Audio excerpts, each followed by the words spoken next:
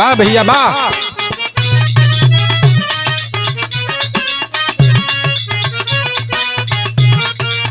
बहुत अच्छे बहुत अच्छे।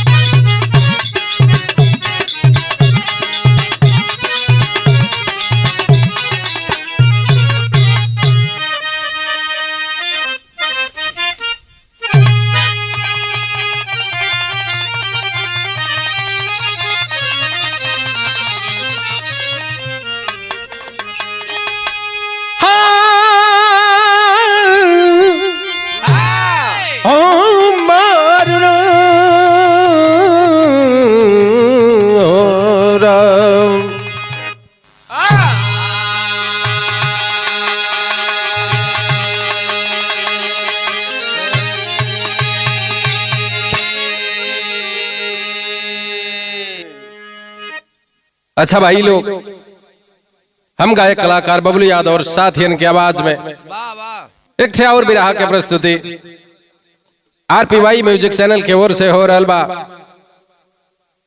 आज इस जमाना ये दुनिया में कैसन कैसन लोग हो गई बा ये भैया।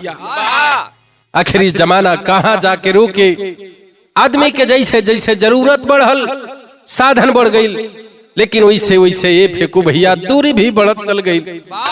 इस समाज कहाँ जाके रुके, ये समाज का बुराई कैसे खत्म हुई, सोचे के विषय बा। 4 लाइन भूमिका से भाव है।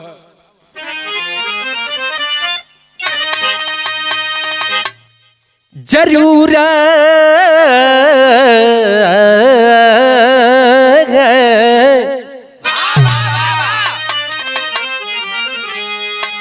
जरूरत से उत्पन्न साधन हुआ, राह जग में जरूरत दिखाई सदा। होती दुर्गम डगरिया हो कठिनाइया, लक्ष्य भेदन में आती और जाती सदा। प्रेम का काम से ऐसा नाता सुनो, नर को मिलता नहीं तो बढ़े बेकरारी। कुंज नारी जताती नहीं फिर भी कामुक, कोई बच ना सकाए बीमारी है भारी।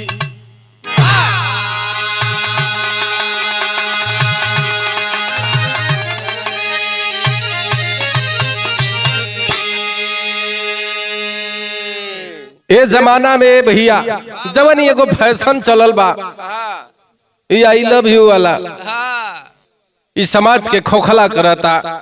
आदमी के दिल से दिल के दूरी बढ़ावता। ये भैया अगर जहाँ एक होके के चाहिए तो लोगन में बेमनस्यता पैदा होता, क्योंकि प्यार दिल से नहीं बल्कि फैशन हो गई बा। ये फेंकू भाई बिरहा में एक ठे गजल लगत है मास्टर भैया।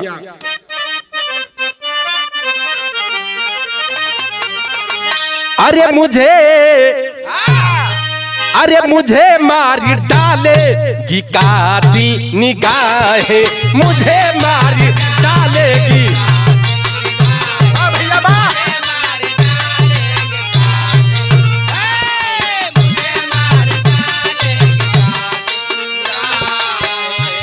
अरे मुझे मार डालेगी कातिल निगाहें,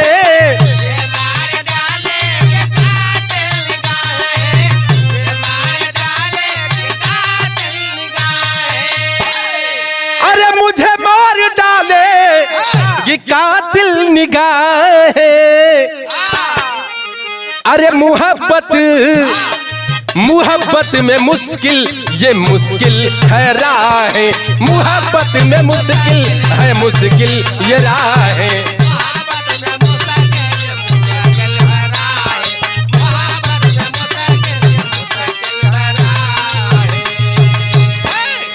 लोग कहेला ये भैया कि ये जमाना बुरा हो गई, लेकिन हम बताइला जमाना हमसे है, हम नहीं जमाने से। अगर एक एक आदमी सुधर जा, जमाना अपने आप सुधर जाई। कहे के पड़ल का, अरे कैसे कहूं कि जमाना बुरा है, कैसे कहूं कि जमाना बुरा है।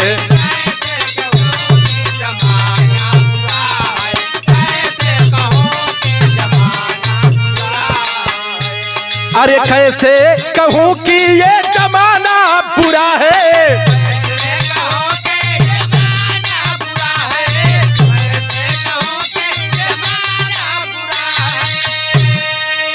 अरे कैसे कहूं कि ये जमाना बुरा है।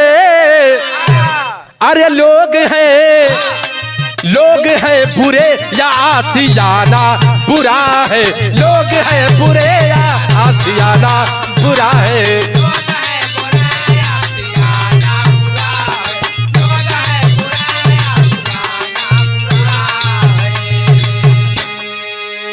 देखा ताड़न भैया, समाज में सोशल मीडिया, पेपर पत्रिका के माध्यम से आए दिन रोज घटना घटता। आखिर जिम्मेदार के बा, जैसे जैसे साधन बढ़ गई, आज लोगन में, पहले के लोगन में भाव रहे, प्रेम रहे, लोग एक दूसरा के पजरा बैठे, आपस में हाल चाल करे। आज जब साधन बढ़ल तो नजदीकी तो बढ़ल, लेकिन दिल से दूरी हो गई। आदमी एक जगह बैठा था, लेकिन फलाना अपने मोबाइल में व्यस्त बाना, हम अपने मोबाइल में व्यस्त बाने, कोई के कोई से मतलब नहीं खे। यही लिए कहानी का शुरुआत होते कहे के पड़ल।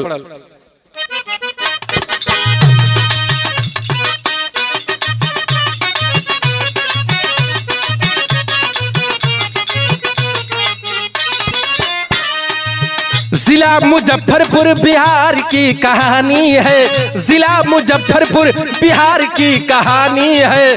प्यार की चाह में उतर गया ये पानी है।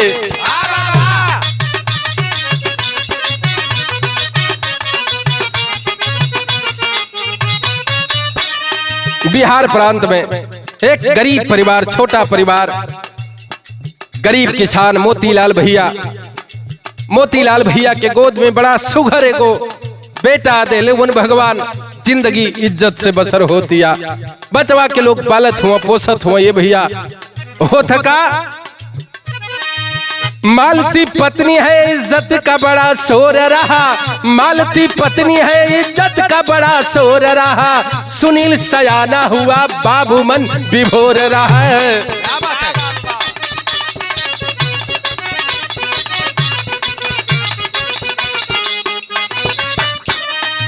मोतीलाल और पत्नी मालती के बीच में एक बेटा, जौने बेटा के नाम सुनील बतावल गई।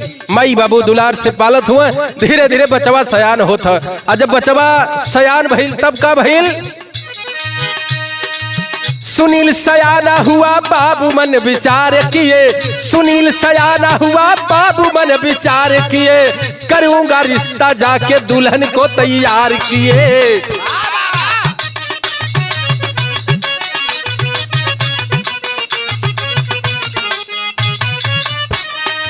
बाबू एक दिना बचवा के देखलन, दुल्ही से राय करे लगलन, ये प्यारी बाबू आप सयान हो गई, अब हमनी के बचवा के कंधा पर जिम्मेदारी दे देवे के चाहिए। माने शादी ब्याह कह देहल जा, बचवा भी पंच बरोबर हो जाई, कमाए खाए लगी, समाज में स्थान मिल जाई।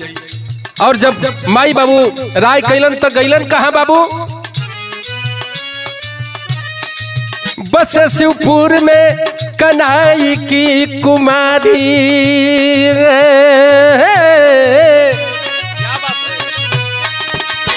बस शिवपुर में कन्हई की कुमारी है, श्वेता से शादी हुई जो कि बड़ी प्यारी है।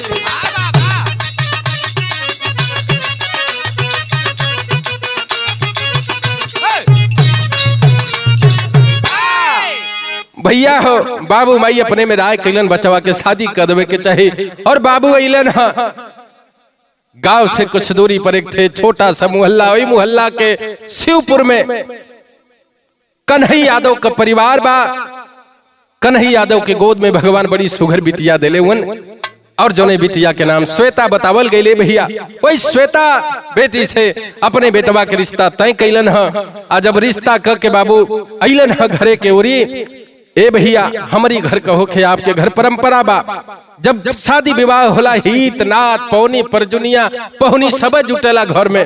आज बाबू बचवा के रिश्ता तय कैलन है और रिश्ता तय कैलन, नियत समय पे बारात आइल हो और बड़ा हंसी खुशी से ये भैया शादी संपन्न हो गई। माई बहिनी जैसन की विदाई जब होले बिटिया के हमरे घरे कहो के आपके घर का बहन बिटिया, बड़ा दुख होला तकलीफ होला, लेकिन एक परिवार में दुख होला वही दूसरे परिवार में माहौल खुशी के हो जाला। ये भैया आज श्वेता दुल्ही बन के भैया बिहार मुजफ्फरपुर में आ गई और जब मुजफ्फरपुर में मोतीलाल के घरे श्वेता दुल्ही आ गई है, घरे का माहौल खुशहाली से भर गई हो। पौनी परजुनिया लोग और माता बहिनी लोग धीरे धीरे भैया जुटे लगली, फलाने के घरे दुल्ही आइल बा, चला देखल जाई, मुंह दिखाई देहल जाई। और जब मेहरारू जुटे लगली भैया घरे का माहौल कैसन है, कभी जी लिखत हो ने एक तरज लगल,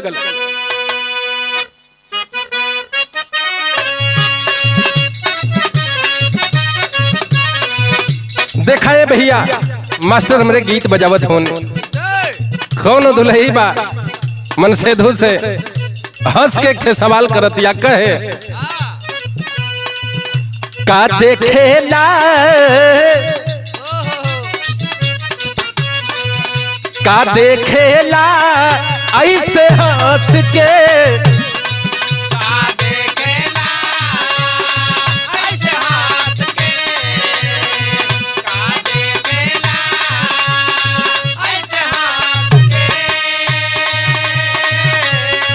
जान ले बहका कोरा में कस के,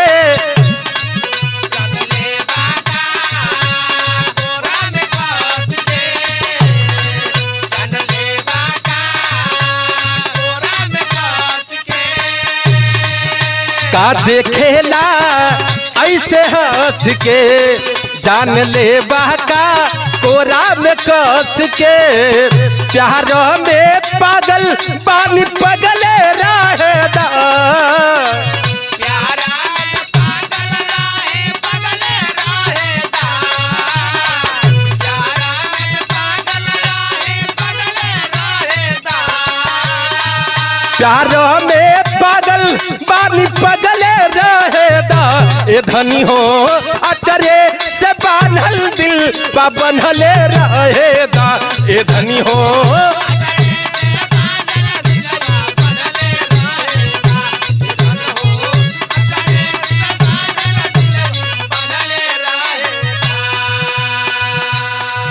भैया हो। आज श्वेता दुल्ही बन के आ गई घरे में और जब घरे में अली हाँ माई बड़ा खुश भैया, लोगन के पहुरा बाटतानी, मेहरारू लोग जुटे लागल दुल्ही देखे खातिर, माई दौड़ दौड़ के दुल्ही देखावतिया। भगवान किस्मत साचो में बनौले बड़ा, दुल्ही नीक मिलल बिया, मन जोग बिया, जैसन हमार लइका वैसने दुल्ही मिल गई। मेहरारू भी चर्चा करत है, परंपरा बाहर घर के ये भैया, मेहरारू भी कहा तो भाई फलनवा के पतो है भैया भगवान बनौले बाना बुझले बाना ये भैया, लेकिन माहौल कैसन हो कभी जी लिखत होन, कली खिलल बा ओही घर में, कल खेलल बा वही घर में, कल खेलल बा वही घर में, मेहंदी साजल बा उनके घर में, मेहंदी साजल बा उनके घर में, मेहंदी साजल बा उनके घर में, कली खिलल बा ओही घर में, मेहंदी साजल बा उनके घर में, मनहारा साइल सब दुल्हन में लागल बा,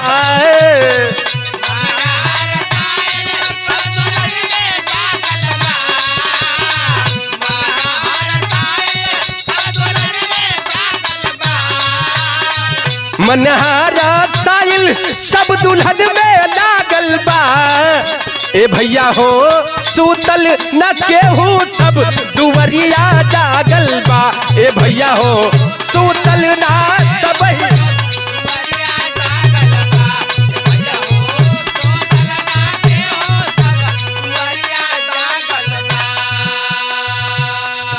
अच्छा तो सब तो खुश बा भाई, अपने अपने में लोग मस्त बा। लेकिन आज बन के जकर दुल्ही घरे में आइल बिया सुनी लवा, अब एक मौके नहीं खे मिलत, कहीं माँ मई, कहीं चाची, कहीं फुआ, अब पारी पारी लगल बा लोग।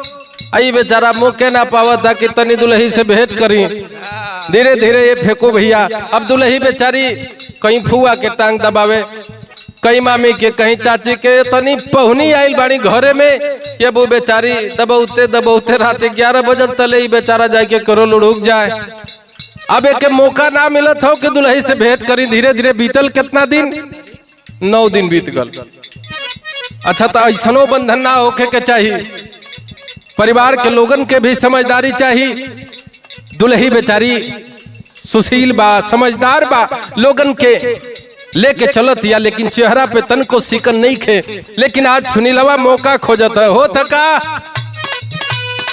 मई देखा में आज सुंदर बहुरानी, सुनील के समैया न मिले परेशानी।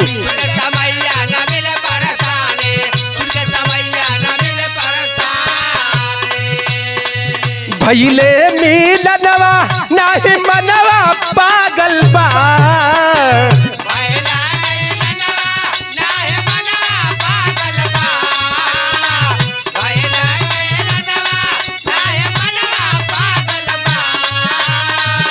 भैले मिलनवा नाही बनवा पागल बा। ए भैया हो सूतल न केहू सब दुवरिया जागल बा। ए भैया हो सूतल न केहू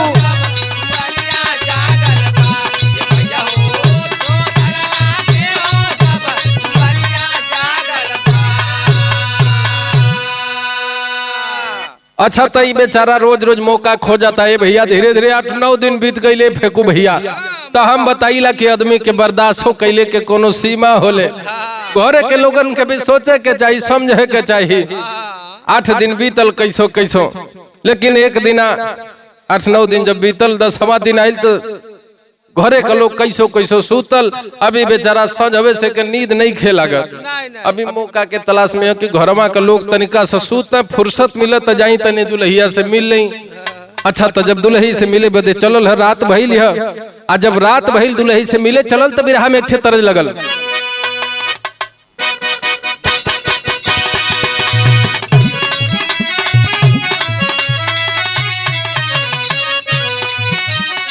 देखा है भैया, मास्टर हमरे बजावत हुआ, कौन भौजाई अपनी ननद से मजाक करे, कहे अरे अरे ननदो, अरे अरे ननदो बतावा दिल के हाल।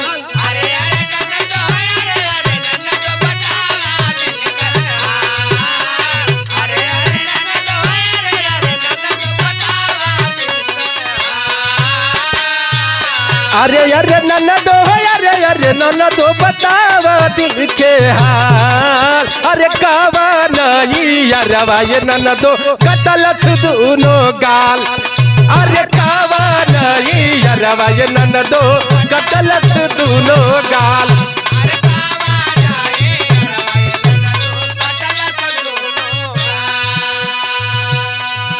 आज मौका मिल गई ले भैया। धीरे धीरे 8-9 दिन बीत गई फेंकू भाई। मौका खोजत हो, रात भइल हो, और जब घरे का लोग तनिका तनिका फरका भइल और सुतले के मौका मिलल है। आ जब घरे के ओर चलल तब हो थका कभी लिखत होन। अरे धीरे धीरे बबुआ, धीरे धीरे बबुआ घरवे में गईले आए।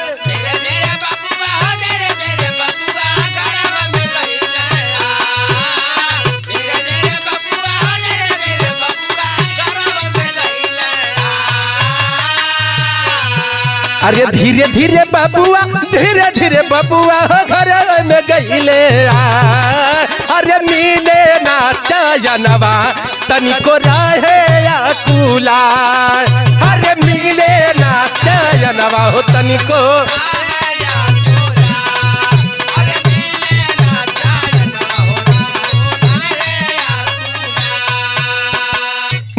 दिन बीतल घुसल घर के भीतरिया।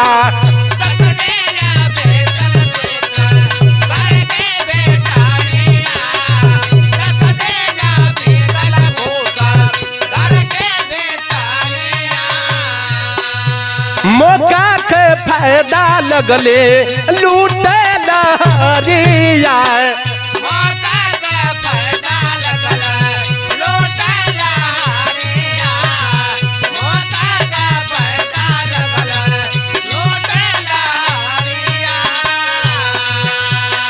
अच्छा तो 10 दिन के बाद के मौका मिलबो कइल तो घरे में गइल तो देखता कोनो बड़ी सुंदर कन्या बिया और शादी के जोड़े में सजी है और बेड पर सोई हुई है। बाबूजी गइल तो अब के 7-8 दिन 10 दिन बीतल बा, संतोष का होता है फेंकू भैया। सोचा था कब मिले कब देख ले। जब घरे के अंदर गइल देखत हो और जब देखलस है शादी के जोड़े में लिपटी हुई कोई, जब सुतल बिया कोनो औरत, पहला मिलान बा, पता नहीं के सुतल है, ये तो सोचा था कि हमार दुल्ही सुतल बा। और जवन ना होके के तवन हो गई। सुहाग कक्ष में जैसे पति पत्नी के बीच में प्रेम होला, व्यवहार होला, ये भैया सब कुछ भइल। और जब सब कुछ भइल मन तृप्त हो गई, खुश बाना दोनों लोग। हो थका जाने ना मया नवा, जाने ना मया नवा, सभनवा गईली आए।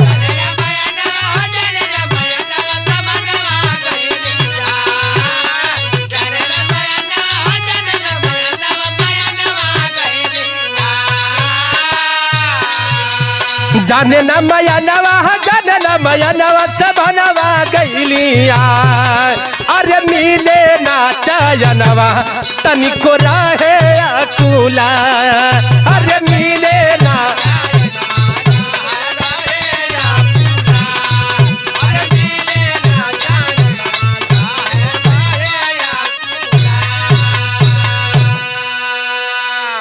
अच्छा तो ये बेचारा 10 दिन के बाद भेटो भइले फेंको भैया। इ त अपन जल्दी जल्दी में बान हरे वैसा भी कुछ लौकत नहीं, सोचता कि दुल्हिए भैया। अच्छा तो नून गुदरी खूबे कटल। अब देखा जब कूल हो गई तब सोचत या चूंकि दुल्हन के जोड़े में हाल में बियाह भइल है भैया। पद में लइका के मौसी लगत रहली, जेकर नाम रहल मानसी। मालती का छोट बहन मानसी पद में लइका के मौसी लगत रहली। अब जब ना होके के तवन तो हो गई।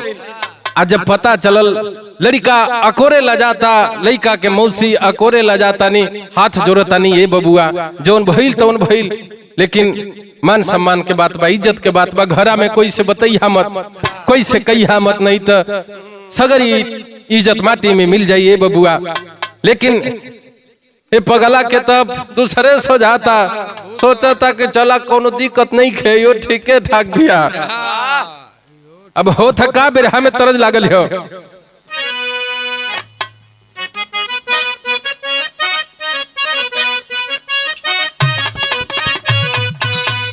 देखा ये भैया कुल गीत तो गीते हैं, लेकिन माई बहनी लोग बड़ा मिठास भर के गावनी है गीत के। कैसे गावनी भैया? अरे ठाड़े रहो मुरली वाले, अरे ठाड़े रहो मुरली वाले, गगरिया घरे धैले आई। ठाड़े रहो मुरली वाले,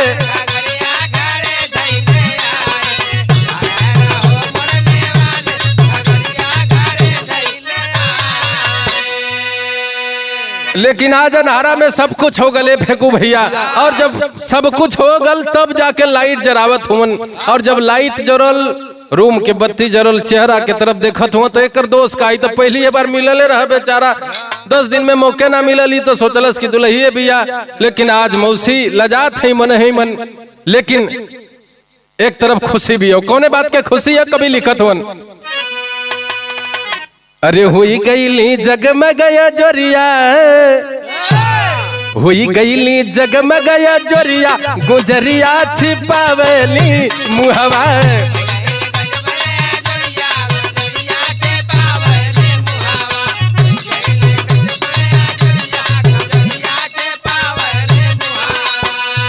अरे मौसी के साथ सुत गईले अनहरवा, मौसी के साथ सोए गईले अनहरवा, मौसी के साथ सोए गईले अनहरवा।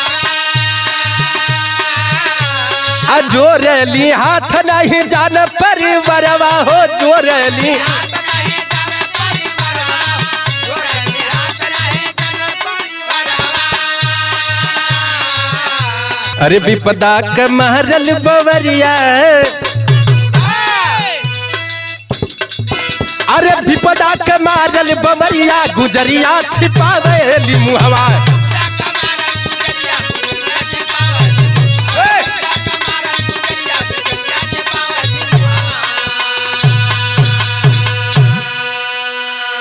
मुंह को छिपाती है लेकिन कहती है बबुआ जौन भइल ठीक है भइल, एमे हमार कोनो दोष नहीं खे, कुछ न कुछ मजबूरी बा। अपनी हालात बयां करती है और बताती है क्या तेरी में भाव लगल है।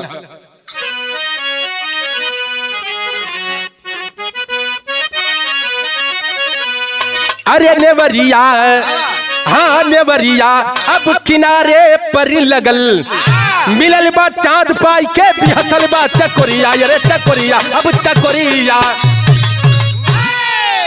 भैया हो बताती है वह मौसी, शादी तो भइले बबुआ लेकिन नाम के शादी के सुख ना पौली हम, एगो दुल्ही के सुख का होला हम तोहरे से जान पौली। आखिर कारण का है पूछे लगल, ऐसन का है बतावत है, का बतौलस पहपट में भाव लगल। अरे पाके पपिहा स्वाति गयल जुड़ाई तन कयगिया हो, अब भइल भेट ना नारी के बुझ पाई तन कयगिया हो।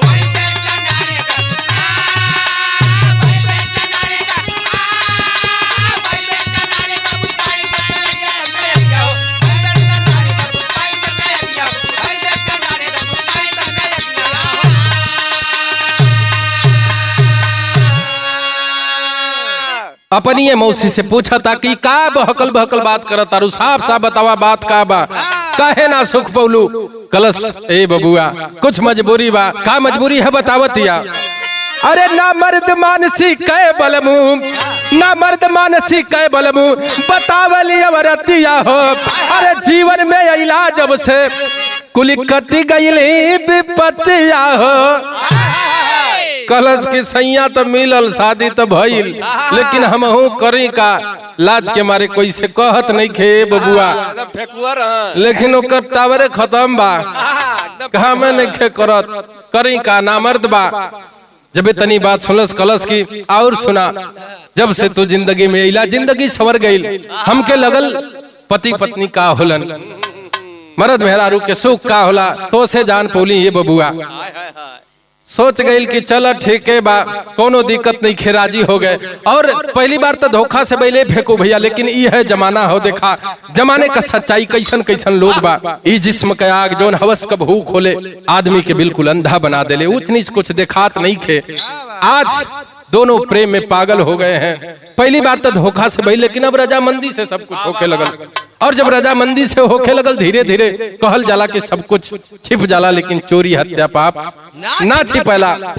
आज धीरे धीरे दोनों के रहन सहन देख के अगल बगल के लोग परिवार के लोगन के भी खटके लागल बात, आखिर बात का हो, रहन सहन कुछ बदलल सा लगता, चर्चा होके लागल। तब कवि जी आल्हा में भाव देते हैं,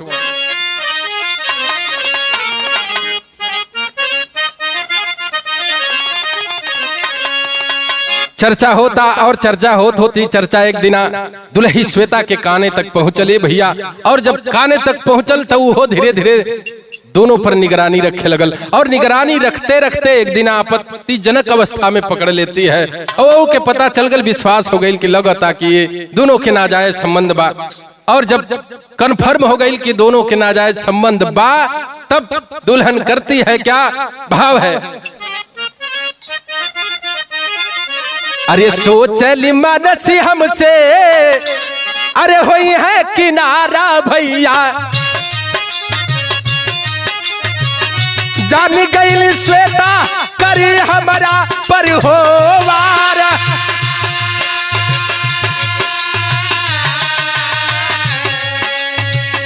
सुनील के बोला के कहे सुन लाऊ पैया भरो, जिंदगी से अपने तू दे विसार।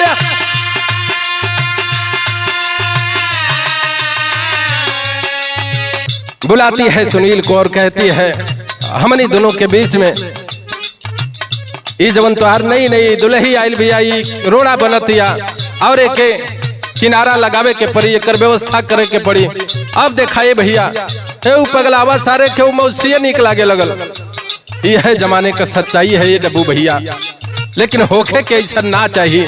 रिश्ता तो रिश्ता होता है, लेकिन आज आदमी रिश्ता के अहमियत भुलाइल जाता।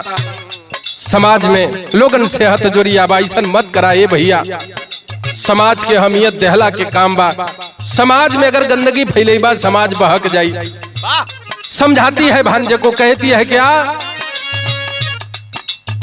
सुनील के बोला के कहे सुन लाऊ पैया भैया, जिंदगी से अपने तू दे विसार।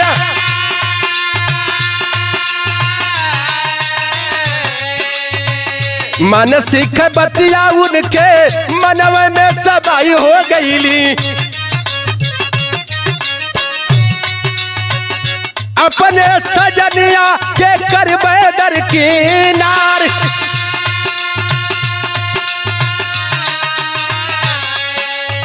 बहकावे में आ गया वह सुनील और सोच गया कि अब एक आटा के रास्ता से हटावल जरूरी है ये फेंकू भाई।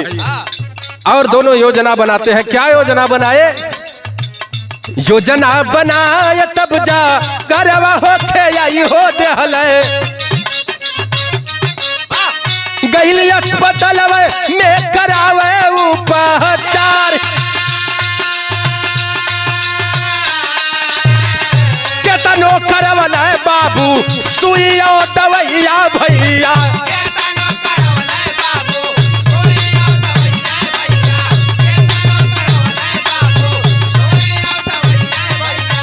ठीक नहीं भैली गईली स्वर्ग सिधार।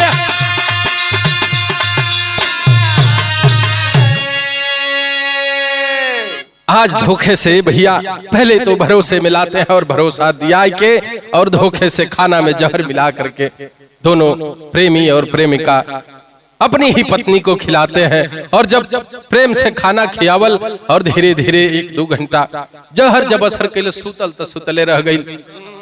और जब मूर्छा टूटल है तनका बेहोशी की हालत में हो, जब जहर बिल्कुल असर कर चुका है, आनंद फानंद में हॉस्पिटल गई, उपचार भइल, लेकिन डॉक्टर ने सॉरी बोल दिया, कहा नहीं बचा सकते हम मरीज को, जहर पूरी तरह से कवर कर गया है। और जब दुल्हन इस दुनिया से रुखसत हुई बाबूजी, तब पगला आवा है और मौसी ये दोनों सोचत हो कि चला अब ठीक है बा, अब जवन भी काटा रहलो दूरे हो गई। लेकिन हम बताइला ये भैया रिश्ता तो रिश्ता होला, और पति पत्नी जीवन संगिनी कहल जाले, और मौसी भांजा के रिश्ता भी बड़ा पावन होला।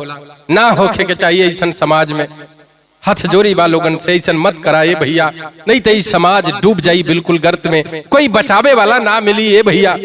आखिरी लाइन में भाव है, कहना है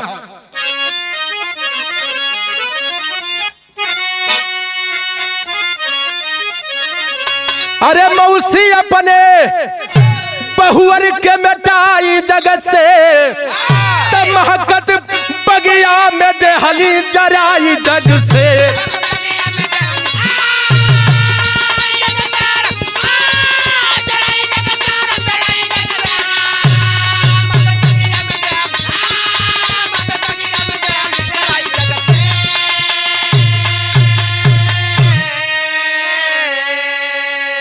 आज अपना ही बेगाना बन बैठा है बाबूजी। और जब पुलिस के लोगन के पता चलल तो लोग लाश लेके चलल के हर चलल। अरे चीर घर लाश गईली शंका बात भारी, अरे मानसी सुनील के तब भइल गिरफ्तारी।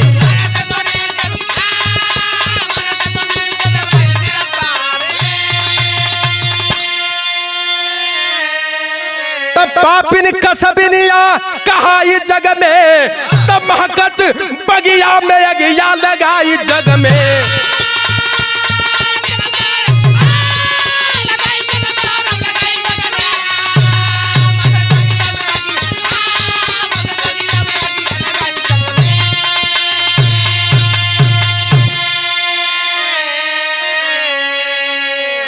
आखिरकार पुलिस के लोगों ने दोनों को गिरफ्तार किया और मेरे बिरहा गाने तक जेल की हवा खा रहे हैं दोनों।